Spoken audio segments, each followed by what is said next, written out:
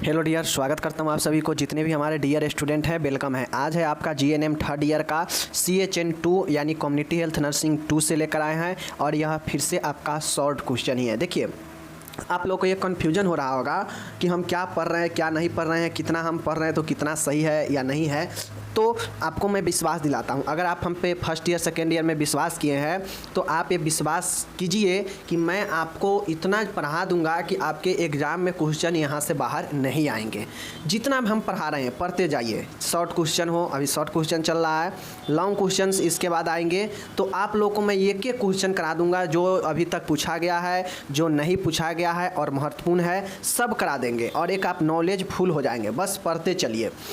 लगभग आपका यह 10वां वीडियो होने वाला है कम्युनिटी हेल्थ नर्सिंग का। तो आप लोग पढ़िए, मैं सीधा कहूँगा कि पढ़िए ज़रूर, समझ गए। लगभग मैं 20 से 22 short question community health nursing में करा चुका हूँ, समझ गए। तो अगर नहीं पढ़िएगा तो पता नहीं रहेगा, पढ़िएगा तो आपको एक एक क्वेश्चन के बारे में पता हो जाएगा, ठीक है।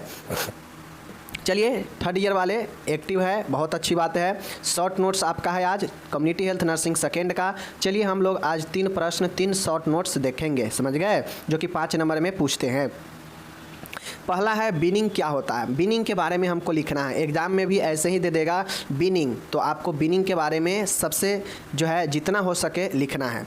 सबसे पहले हम जानते हैं बीनिंग होता क्या है।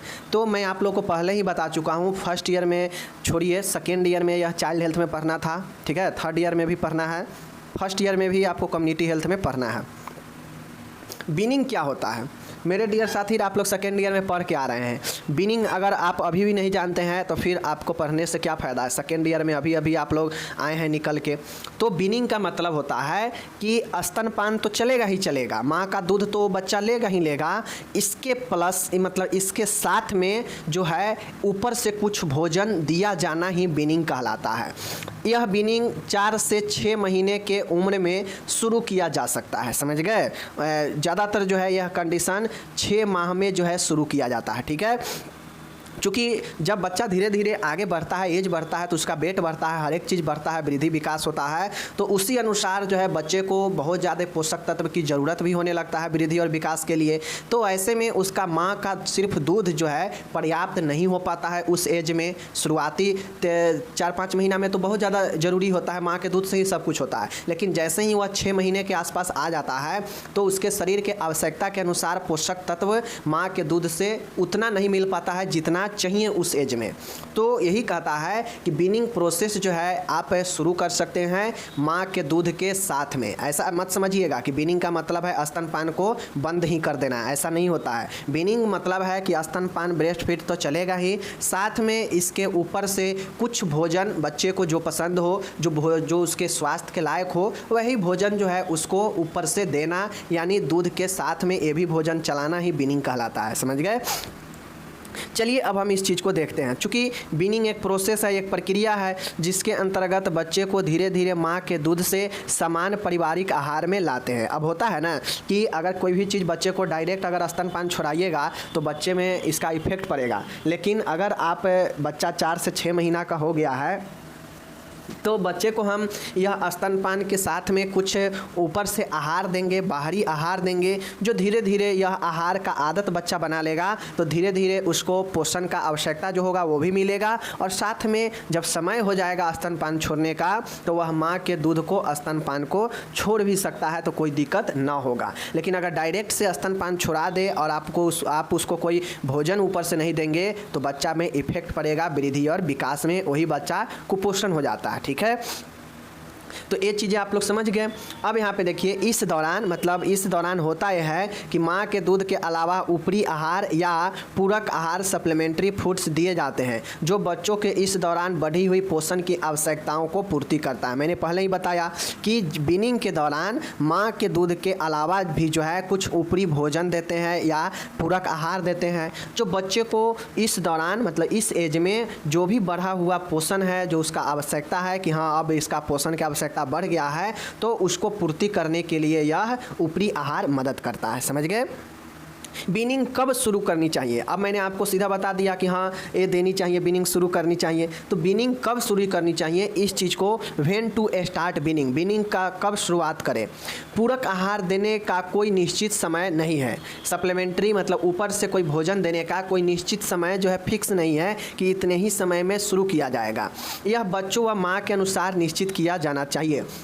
यह फिक्स नहीं है कि बच्चे को कब भोजन देना शुरू करेंगे, लेकिन यह माँ के ऊपर निर्भर करता है कि माँ जो है कब निश्चित करती है, बच्चे को आदत लगाती है कि भोजन के जो है अपने स्तनपान के अलावा कुछ भोजन ऊपर से भी कब देना शुरू करती है। ये माँ पर निर्भर करता है।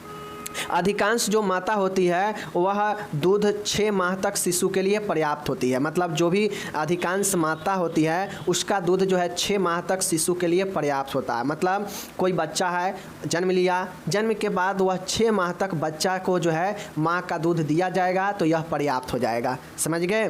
परंतु कुछ बच्चों में 4 से 5 माह के बाद स्तनपान बच्चे की आवश्यकता के लिए कम पड़ने लगते हैं। यहाँ पे ये कह रहा है कि बहुत सारे जो फीमेल लेडीज होती है यानी माँ होती है वह 6 माह तक बच्चे के लिए स्तनपान कराती है और यह पर्याप्त भी होता है बच्चे के लिए, समझ गए। कोई दिक्कत नहीं होता है अगर 6 माह तक भी अगर सिर्फ स्तनपान ही करा के रखे अपने बच्चे को, तो वैसे माँ को जो अधिकांश में आती है उसको दिक्कत नहीं होगा।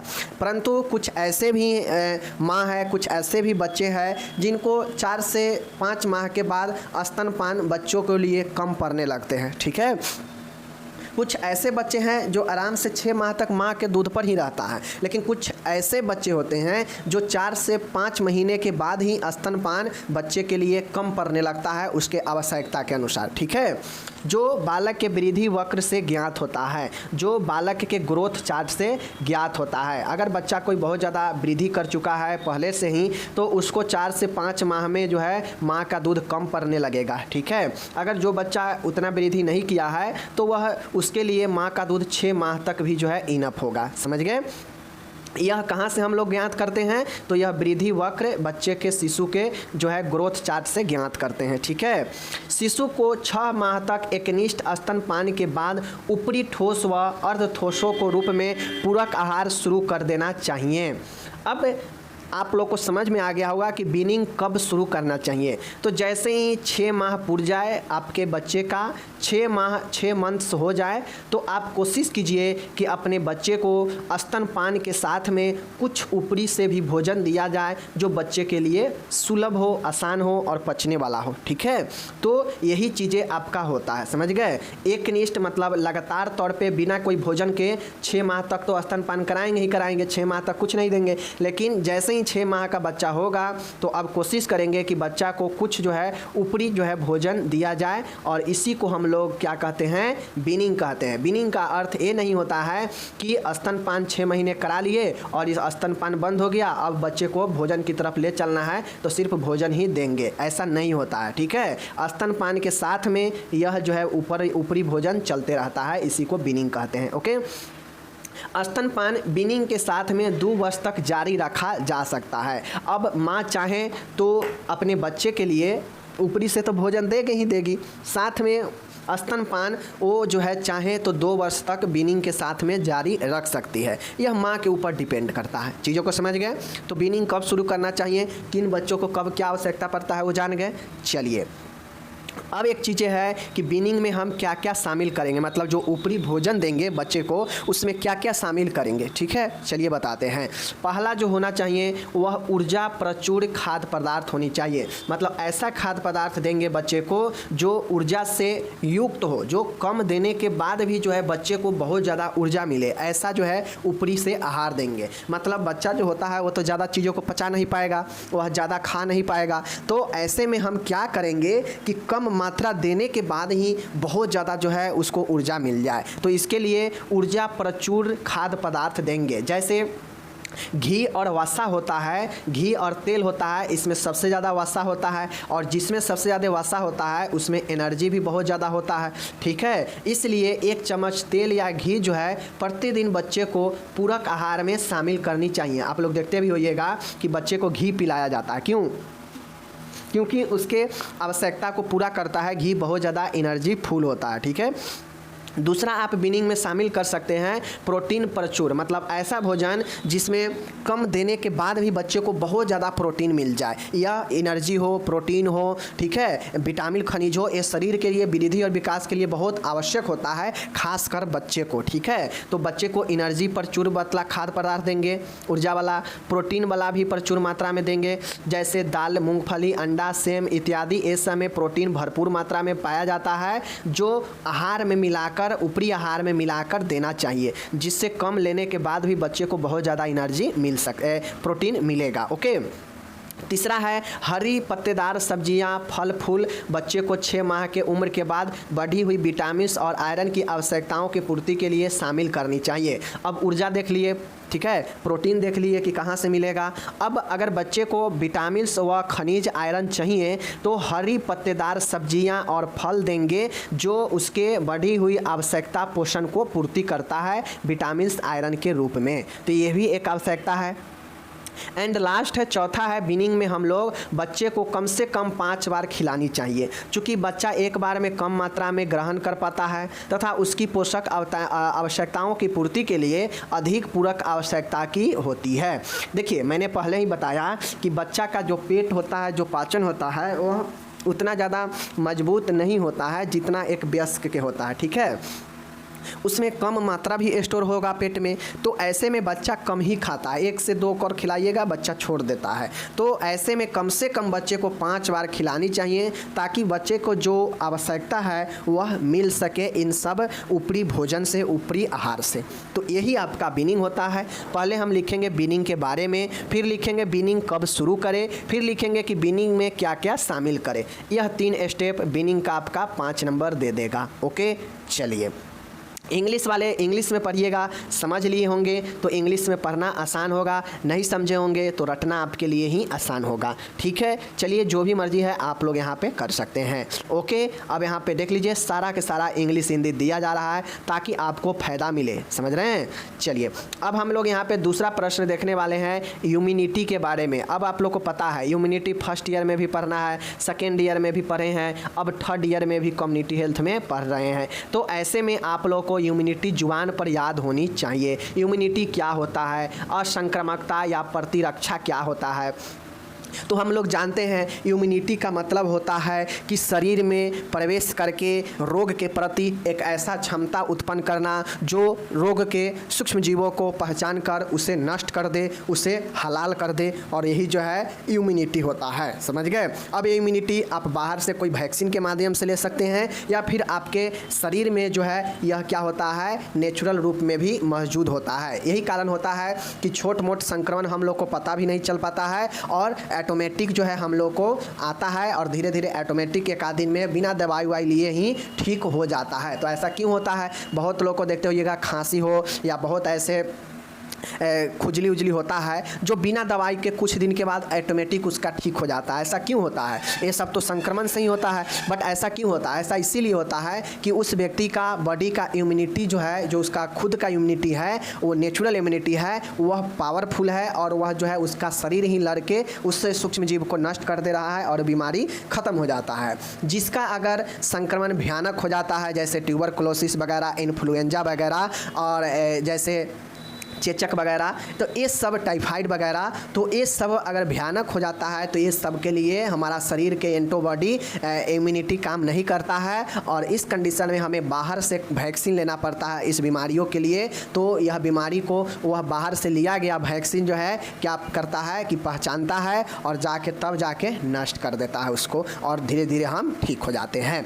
तो यही हमारा रोग के प्रति प्रतिरोधक क्षमता उत्पन्न करता है, और उसी को इम्यूनिटी कहते हैं। किसी भी संक्रमण बीमारियों के उसके विशिष्ट बीमारी के लिए विशिष्ट इम्यूनिटी सिस्टम होता है। जैसे अगर किसी को कोविड हुआ है तो कोविड के लिए ही टीका लेता है, यानी वह विशिष्ट बीमारी के लिए विशिष्ट टीका बना हुआ है कोविड, और वह कोविड के बीमारी को पहचानता है और उसे नष्ट करता है उसके सूक्ष्म जीवों को। तो यही इम्यूनिटी होता है। चीज़ों को समझ गए। चलिए बाकी देखिए यहाँ पे प्रतिरोधकता क्षमता इम्यूनिटी होता क्या है, ठीक है। देखिए इम्यूनिटी का मतलब होता है, प्रतिरक्षा से तात्पर्य है उस प्रतिरोधक क्षमता से जिसका काम बाह्य रोग उत्पन्न करने वाले सूक्ष्म जीवों को शरीर में प्रवेश करने से रोकना या उन्हें मारना होता है। मैंने पहले ही क्या बताया कि जैसे बाहर से कोई संक्रमण हमारे शरीर में प्रवेश किया, अगर हमारा शरीर का इम्यूनिटी सिस्टम ठीक है तो हमारा शरीर में जो खुद इम्यूनिटी है वहीं उस बाहर वाले सूक्ष्म जीवों को जो आगे रोग उत्पन्न कर सकता है उसको पहचानता है और पहचान के उसके सूक्ष्म जीव को मार देता है या शरीर में प्रवेश ही नहीं करने देता है, जिसके कारण हम स्वस्थ रहते हैं। समझ गए? तो यही हमारा शरीर का प्रतिरोधक क्षमता होता है। देखिए, प्रतिरोधक क्षमता रोग विशेष से व्यक्ति को सुरक्षित करती है। जो इम्यूनिटी सिस्टम होता है यह रोग विशेष, जैसे कोविड है तो कोविड के वैक्सीन, टीबी है, ठीक है, बहुत सारे इन्फ्लुएंजा है, टाइफाइड है, मलेरिया है, बहुत सारे संक्रामक बीमारी है जिसको जो है हमारे शरीर को रक्षा करता है। ठीक है, यह एक ऐसी विधि है जिसके द्वारा किसी व्यक्ति में किसी विशेष संक्रामक रोग के विपरीत कृत्रिम सुरक्षा उत्पन्न की जा सकती है। इसे ही रोग प्रतिरक्षण कहते हैं, मीन्स इम्यूनाइजेशन कहते हैं। अब इम्यूनाइजेशन एक टर्म यहाँ पे आता है जिसको हम लोग प्रतिक्षरण कहते हैं। प्रतिक्षरण इम्यूनाइजेशन का मतलब होता है कि हमारे शरीर में अगर कोविड है, कोरोना वायरस हुआ है, तो कोरोना वायरस का ही जो है एक विशेष टीका लगता है और इसी टीका लगने को हम लोग इम्यूनाइजेशन कहते हैं, प्रतिक्षरण कहते हैं। जो विशेष संक्रमण के विरुद्ध विशेष टीका लगता है और इसी को हम लोग इम्यूनाइजेशन कहते हैं। ठीक है, समझ गए? रोग प्रतिक्षरण के उद्देश्य मतलब ऑब्जेक्टिव्स ऑफ इम्यूनिटी, मतलब रोग प्रतिरोधक क्षमता का क्या उद्देश्य होता है, इम्यूनिटी का क्या पर्पज होता है, हमारे शरीर में अगर इम्यूनिटी का क्या महत्व है, क्या इसका उद्देश्य है।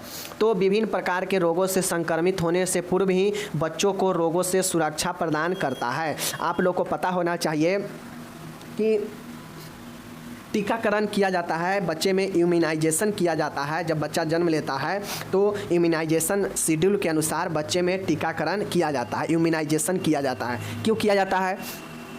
टीबी के बीसीजी टीका क्यों दिया जाता है? इसलिए दिया जाता है ताकि बाद में चल के कभी जो है इस बच्चे में टीबी का संक्रमण, टीबी का जो सूक्ष्म जीव है वह बच्चे को जो है अटैक ना करे। अगर अटैक भी करे तो यह वैक्सीन लिया रहेगा तो बाद में चल के यह वैक्सीन बच्चे को टीबी के रोगों से बचाएगा। तो क्या मतलब हुआ कि रोग से सुरक्षा प्रदान करने के लिए बच्चे को पहले से ही विभिन्न प्रकार के संक्रमण से बचाव के लिए यह जो है काम करता है, इसका एक उद्देश्य है।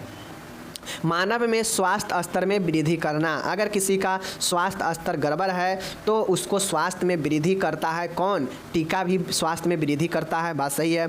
बच्चों में मृत्यु दर को कम करने के लिए, मान गए पोलियो हो गया, ठीक है, पोलियो हो गया, उसके बाद हो गया बीसीजी हो गया, हेपेटाइटिस हो गया, डीपीटी हो गया, ये सब का टीका दिया जाता है ना, विटामिन ए हो गया, ये सब का टीका लगता है, इम्यूनाइजेशन होता है। तो यह किस लिए लगाया जाता है? ताकि इन सभी रोगों के कारण बच्चे में कोई मृत्यु ना हो जाए, इसके लिए यह टीका पहले ही दे दिया जाता है, यानी बच्चे को मृत्यु दर को भी कम करने के लिए। ठीक है, एंड चौथा है संक्रामक रोगों की रोकथाम के लिए भी। बहुत सारे ऐसे संक्रामक रोग हैं जिसको रोकथाम करने का भी इसका एक उद्देश्य होता है इम्यूनिटी का। ठीक है, साथ में नागरिकों की आयु दर एवं स्वास्थ्य दर में वृद्धि करने हेतु एवं साथ में जो नागरिक है उसके जो भी सिविलियन है उनके आयु दर और स्वास्थ्य दर में वृद्धि करने के लिए यह टीका दिया जाता है। साथ में मातृत्व स्वास्थ्य को सुधारने के लिए भी यह जो है काम किया जाता है। जैसे प्रेगनेंसी के टाइम में महिलाओं में टिटनस का टीका दिया जाता है ना, टिटनस का जो है इंजेक्शन लगता है। क्यों लगता है? ताकि माता में जो है टिटनस न हो, और टिटनस न होगा तो जो है सुरक्षित रहेगी। अगर टिटनस होगा तो घातक हो सकता है, मृत्यु पर भी पड़ सकता है, जीवन पर भी पड़ सकता है। तो यानी इसका काम मातृ स्वास्थ्य को भी वृद्धि करना होता है। समझ गए? इसका उद्देश्य हम लोग समझ गए। अब हम लोग टाइप्स ऑफ इम्यूनिटी देखेंगे। रोग सुरक्षा यानी रोग प्रतिरोधक का क्या जो है प्रकार होता है, देख लीजिए। तो इम्यूनिटी का मुख्यतः दो ही प्रकार होते हैं। कौन कौन? एक होता है इनेट या नेचुरल इम्यूनिटी और एक होता है एक्वायर्ड, या यही चीज़ें हैं, आप लोग देख लीजिए।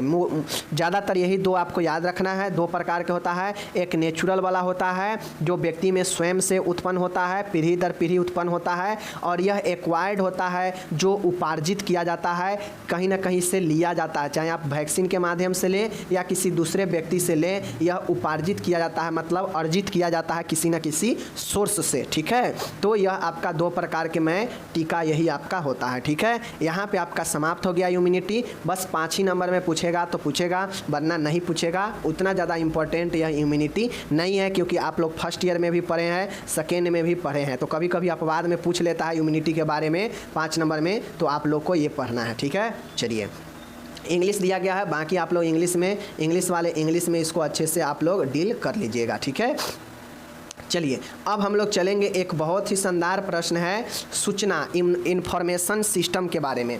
ठीक है, आप लोग से क्वेश्चन जो है पूछेगा।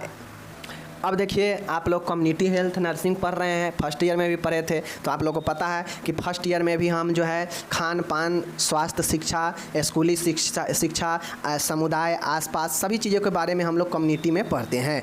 तो यहाँ थोड़ा सा उसका एक्सटेंडर्ड लेवल है, ऊपर का लेवल है, तो यहाँ पे भी पढ़ेंगे वही सब चीज़ें को, लेकिन यहाँ पे बहुत सारे स्वास्थ्य की योजना, हेल्थ का स्तर, ठीक है, बहुत सारे चीज़ को हम लोग यहाँ पे ऊपर लेवल का थोड़ा पे यहाँ पे पढ़ना है। ठीक है, तो यहाँ पे एक टर्म आता है इंफॉर्मेशन सिस्टम के बारे में, मतलब सूचना प्रणाली के बारे में। ये क्या होता है, इसका क्या उद्देश्य मतलब फ़ायदा है, और इसकी क्या कैरेक्टरिस्ट मतलब विशेषता है। तो आपको इंफॉर्मेशन सिस्टम अगर 5 नंबर में पूछता है एग्ज़ाम में या 10 नंबर में, तो आराम से लिखिएगा। चलिए हम बताते हैं क्या होता है इंफॉर्मेशन सिस्टम। आईएस मतलब इंफॉर्मेशन सिस्टम, सूचना प्रणाली। ठीक है, इंफॉर्मेशन मतलब सूचना और सिस्टम मतलब प्रणाली। ओके, देखिए क्या होता है, एक ऐसी कार्य प्रणाली जिसमें उपकेंद्र से उच्च स्वास्थ्य संगठनों के संगठन, संचालन, प्रशिक्षण एवं शोध के लिए आवश्यक सूचनाओं एवं आंकड़ों को एकत्रित किया जाता है। ठीक है,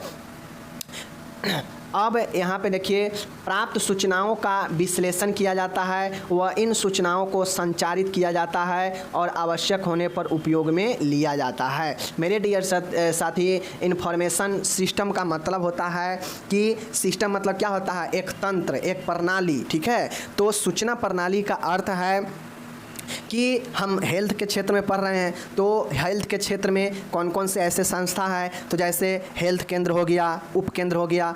उपकेंद्र सबसे नीचे का होता है और उपकेंद्र सबसे नीचे का होता है, तो वहाँ से लेकर और सबसे जो उच्च संस्था होगा हेल्थ का, जो उच्च संगठन होगा, वहाँ तक के संचालन से लेकर वहाँ ट्रेनिंग, प्रशिक्षण और रिसर्च, इस सब में जो है सूचना एवं आंकड़ों का जो है आवश्यक होता है। तो इसी को जो है, इसीलिए ये सारे सूचनाओं का एकत्रित किया जाता है, और यही हमारा इंफॉर्मेशन सिस्टम होता है। समझ गए?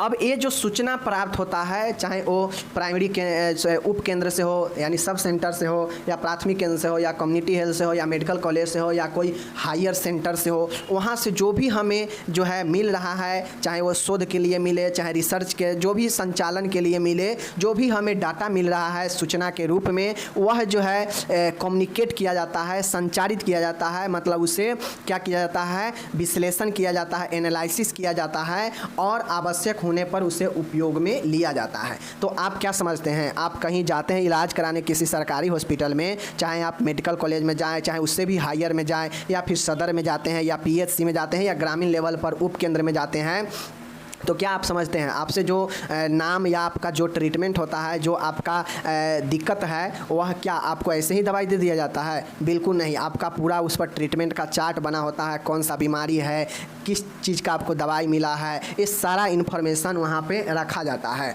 और यह रखा क्यों जाता है? तो रखा इसीलिए जाता है कि ज़रूरी पड़ने पर इस आंकड़ों का, इन्फॉर्मेशन का जो है आंकड़ों को एकत्रित किया जाए, कलेक्ट किया जाए, और इस पर एक एनालिसिस किया जाए, एक रिसर्च किया जाए, और जो भी ज़रूरी हो तो उसको उपयोग में लिया जा सके। समझ रहे हैं? आमतौर पे समझिए कि किसी को अगर कोई चीज़ खोज करना होता है, तो खोज करना होता है, आप नॉर्मल समझिए, आप कहीं किसी के पास कॉल नहीं लगाते हैं, लेकिन आपके पास फ्रॉड कॉल कैसे आ जाता है? फ्रॉड कॉल कैसे आ जाता है। कहीं ना कहीं कोई आपके नंबर को कोई ना कोई आपको जो है किसी के पास भेज रहा है, संचारित कर रहा है, कम्युनिकेट कर रहा है दूसरे के साथ में। तो वही कारण है कि आपके नंबर पर कोई बार बार फ्रॉड कॉल करता है या बार बार कंपनी अदरवाइज का बहुत सारे इधर उधर का कॉल आता रहता है जो बेफालतू के रहता है। तो ऐसा कैसे होता है, बिना आपके नंबर को लिए हुए कैसे आपके सारे बातों को जान जाता है कि हाँ आप फलाने चीज़ का सिम चला रहे हैं, आपके पास ऐसे डाटा का ऑफर है, एक कर लीजिए, और इस टाइप से आपको फंसाता है। ऐसा क्यों होता है? ऐसा इसीलिए होता है कि कहीं ना कहीं कंपनी या कोई ऐसा जो है जो मिला हुआ है वो सारे फ्रॉड से, और वह फ्रॉड जो है लेकर और इस पर रिसर्च करता है, एनालिसिस करता है और अपने उपयोग में लेता है। और इन्हीं सब चीज़ों को हम लोग इंफॉर्मेशन सिस्टम कहते हैं। तो यह हेल्थ के सेक्टर में हम लोग पढ़ रहे हैं। तो हेल्थ के सेक्टर में जो सबसे निचला केंद्र है, उपकेंद्र, वहाँ से लेकर सबसे जो ऊंचला केंद्र है, उच्च संस्था या संगठन, वहाँ से सारे सूचनाओं को एकत्रित किया जाता है। और जो भी प्रशिक्षण हो गया, संचालन हो गया या शोध में जो भी सूचना और जो डाटा होता है सबको कलेक्शन किया जाता है। जो भी रिसर्च हो गया या जो भी संस्था को चलाने में या कोई भी ट्रेनिंग में जो भी सूचना आया है सबको एकत्रित किया जाता है, और एकत्रित करके उसका कलेक्शन करके उस पर एनालिसिस किया जाता है, और एनालिसिस करके उसको जो है आगे संचारित किया जाता है अपने टीम में, और आवश्यक होने पर उसे उपयोग में लिया जाता है। तो यही इन्फॉर्मेशन सिस्टम होता है। सिस्टम मतलब एक दूसरे से जुड़े हुए रहना, एक सिस्टम के, एक तंत्र के तरह, ठीक है। जैसे आप लोग एनाटॉमी में पढ़े थे फर्स्ट ईयर में, सिस्टम, यूरिनरी सिस्टम, ठीक है। उसी प्रकार से बहुत सारा रिप्रोडक्टिव सिस्टम। सिस्टम मतलब बहुत सारे चीज़ मिलाकर एक तंत्र बनाता है, एक जाल सा बना देता है, वही सिस्टम होता है। तो इन्फॉर्मेशन सिस्टम में भी वही है। छोट संस्था से लेके और स्वास्थ्य के क्षेत्र में जो सबसे उच्च संस्था और संगठन है वहाँ तक के जो रिसर्च में, जो उसके संचालन में, जो उसके शोध में जो सारे इन्फॉर्मेशन है, जो आंकड़ा है, वो सब का जो है एकत्रित किया जाता है, और जो काम आता है तो इसको आगे संचारित सबके बीच किया जाता है, और उपयोग होने, आवश्यक होने पर इसका सारे सूचनाओं का उपयोग किया जाता है। तो यही आपका इन्फॉर्मेशन सिस्टम होता है, समझ गए। तभी जाके आप लोग देखते होइएगा कि नए नए स्वास्थ्य के क्षेत्र में जो है सुविधा होता है, खोज होता है, और नए नए बीमारियों का पता लग पाता है, ठीक है, और ट्रीटमेंट संभव हो पाता है। अब यहाँ पे हम लोग देख रहे हैं सूचना प्रणाली के क्या उद्देश्य है, इन्फॉर्मेशन सिस्टम का क्या उद्देश्य होता है, ठीक है, देख लीजिए। अब इसका क्या उद्देश्य मतलब यह क्यों है, इन्फॉर्मेशन सिस्टम क्यों है, यहाँ से भी आप समझ सकते हैं। तो स्वास्थ्य नीतियों एवं निर्णयों में सहायता मिलना। अगर हमें किसी भी चीज़ के बारे में इन्फॉर्मेशन पता है तो हम आराम से किसी भी चीज़ के बारे में, उसके नियम के बारे में और उसमें निर्णय के बारे में भी जो है सहायता उससे मिल सकता है। बात सही है। नवीन संसाधन विकसित करना। अगर स्वास्थ्य के क्षेत्र में इन्फॉर्मेशन सिस्टम अच्छा से काम नहीं करेगा तो नए नए चीज़ों का, नए नए रिसोर्सेज का जो है इन्वेंशन यानी विकसित नहीं हो सकता है या कठिन हो जाएगा। स्वास्थ्य की मॉनिटरिंग एवं मूल्यांकन करना। जो भी आपके क्षेत्र में या जो भी देश लेवल पर या राज्य लेवल पर जो आपके हेल्थ सुविधा दिया जा रहा है सरकार की तरफ से, तो इसका समय समय पर मॉनिटरिंग किया जाता है, मूल्यांकन किया जाता है, सभी सूचनाओं के आधार पर जो सूचना प्राप्त हुआ है उनके पास में। तो इस सूचना से मॉनिटरिंग और मूल्यांकन में भी सहायक होता है, नए संसाधन विकसित करने में भी सहायता होता है, स्वास्थ्य नीति और निर्णय में भी सहायता मिलता है, समझ गए। चलिए, चौथा उद्देश्य है कि स्वास्थ्य सेवाओं की गुणवत्ता में सुधार लाना। यह भी एक महत्वपूर्ण चीज़ें है कि नए नए सूचना मिलेगा तो उससे हम नए नए गुणवत्ता जो है लाएंगे, अपने क्वालिटी में बदलाव लाएंगे। स्वास्थ्य नीतियों एवं निर्णयों में सहायता प्राप्त करना। अगर सरकार के पास कोई इन्फॉर्मेशन नहीं रहेगा, सब सेंटर से लेके उच्च स्वास्थ्य संगठन का सरकार के पास अगर कोई सूचना नहीं रहेगा तो सरकार कैसे जान पाएगी कि कौन सी बीमारी में क्या आवश्यकता है या स्वास्थ्य के क्षेत्र में और क्या जो है निर्णय हम ले। तो इस निर्णय और नीति बनाने में सहायता करता है कौन, इन्फॉर्मेशन सिस्टम, समझ गए। तो इसका एक उद्देश्य भी हो गया। अब हम लोग इसके कैरेक्टरिस्टिक देखेंगे, विशेषता देखेंगे, यानी विशेषता या गुण भी कह सकते हैं इन्फॉर्मेशन सिस्टम का, ठीक है। सूचना प्रणाली में प्रचलित शब्दों का ही प्रयोग करना चाहिए। अब जो भी इन्फॉर्मेशन सिस्टम हम बनाते हैं तो उसमें हम वैसे ही वर्ड्स का कलेक्शन करेंगे जो बहुत ज़्यादा प्रचलित हो लोगों के बीच में, ठीक है। सूचनाओं को एकत्रित करने तथा उसे प्रस्तुतिकरण के लिए निर्धारित प्रपत्रों का ही उपयोग करना चाहिए। अब कोई भी इन्फॉर्मेशन किसी के सामने हमको लाना है तो उसको उसी चीज़ में रूप में लाएंगे जो उसको अच्छा लगे, जो जिसके लिए एक उसका बना हुआ है। जैसे लेटर, किसी को अगर लेटर हमको कहीं भेजना है, सूचना अगर कहीं भेजना है तो हम लिफाफे में बंद करके भेजते हैं। ऐसा थोड़ी ना कि सीधा हम लिख लिए और जाके पोस्ट ऑफिस में पोस्टल में गिरा दिए, ऐसा होता है? नहीं होता है। वैसे में खो जाएगा, पता नहीं चलेगा कि कौन किसका है। तो एक लिफाफे में बंद करके उसको हम लोग भेजते हैं। क्यों? क्योंकि इससे हमें जो है प्रस्तुतिकरण में, प्रेजेंटेशन में मदद मिले और एक ऐसा उपयोग करेंगे ताकि सूचनाओं को एकत्रित करने में भी उपयोग में आए। तीसरा है इसका विशेषता इन्फॉर्मेशन सिस्टम का कि सूचना जनसंख्या पर आधारित एवं समस्या उन्मुख होना चाहिए। मतलब एक प्रकार से इसका विशेषता ये भी होनी चाहिए इन्फॉर्मेशन सिस्टम का कि जो भी हम सूचना का कलेक्शन कर रहे हैं वह जनसंख्या पर आधारित और समस्या को दूर भगाने वाला होना चाहिए। ऐसा नहीं कि फालतू में हम सूचना बना रहे हैं हेल्थ के क्षेत्र में और उसका कोई मतलब ही नहीं है, ठीक है? तो ये गलत है।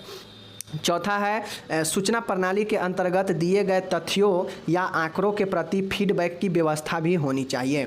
अब जो भी इन्फॉर्मेशन सिस्टम के अंतर्गत जो भी फैक्ट और डाटा आया है तो उसको लोग कैसे अपना फीडबैक, अपना प्रतिक्रिया दे, इसका भी व्यवस्था जो है इन्फॉर्मेशन सिस्टम में होनी चाहिए। जैसे किसी हॉस्पिटल में आप इलाज कराने जाएंगे तो वहाँ पर एक शिकायत पत्र रहता है, तो उस शिकायत पत्र में आपको जो भी शिकायत हॉस्पिटल के बारे में लगता है जाके वहाँ पर लिख कर उसमें डाल दीजिए।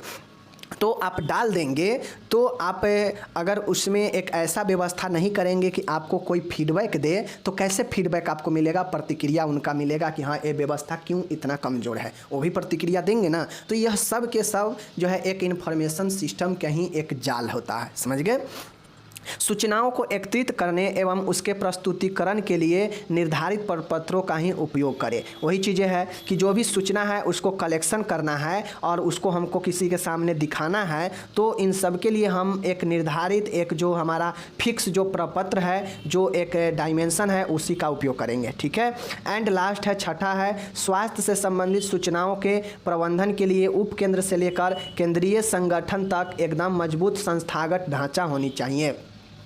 अब स्वास्थ्य से संबंधित कोई सूचना है तो उसके हम लोग मैनेजमेंट के लिए उप केंद्र से लेकर, सब सेंटर से लेकर केंद्रीय मतलब सेंट्रल लेवल तक का जो संगठन है हेल्थ के क्षेत्र में, उसका एक मजबूत जो है संस्थागत इंस्टीट्यूशनल ढांचा होना चाहिए ताकि हम कोई भी इन्फॉर्मेशन को बेहतर तरीके से जो है पेश कर सके। समझ रहे चीज़ को? तो ये सारे चीज़ को आप लोग को मैं बता दिया। इन्फॉर्मेशन सिस्टम आप खुद से भी लिख सकते हैं हेल्थ के क्षेत्र में कि इसका क्या महत्व हो सकता है, इसका क्या उद्देश्य है, ये होता क्या है, ठीक है? चीज़ों को बता दिए। एक बार आप लोग पीडीएफ को खुद से भी पढ़ लीजिएगा। वीडियो डलने के कुछ देर के बाद पीडीएफ डलता है तो दोबारा से पीडीएफ डाउनलोड करने आइएगा तो एक बार डाउनलोड करके पढ़ लीजिएगा। बाकी इंग्लिश यहाँ पे दिया गया है, आप इंग्लिश वाले इंग्लिश में तैयारी कीजिए। मिलेंगे अगले वीडियो में, अपना ख्याल रखिए, धन्यवाद।